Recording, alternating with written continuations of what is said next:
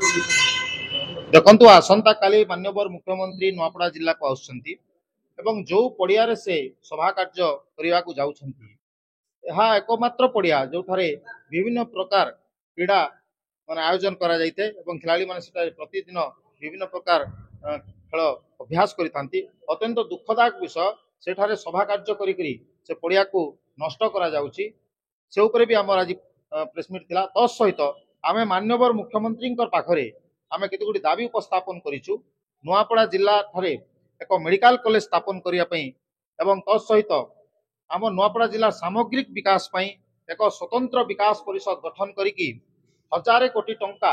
प्रति वर्ष प्रदान करिया पई आमे दाबी उपस्थापन करिछु नेशनल कॉलेज को गवर्नमेंट कॉलेज रो मान्यता देबा पई माइग्रेशन प्रॉब्लम दूरीकरण करिया पई टूरिज्म प्लेस गुडी उन्नतीकरण पई अन्वेषा योजना जोटा बंद पड़ी ताकू पुणी थरे चालू करिया पई कोमना को एनएसी भाव में घोषणा करिया पई हमर माटियापदर पेंडाबन आदि 4 गोटी गाँ अच्छी जोटा को बुढ़ी घोषणा करिया कथा करिनांदी ताकू बुढ़ी घोषणा करिया पई एभली विभिन्न आमे दाबी आज आपण मानकर माध्यम रे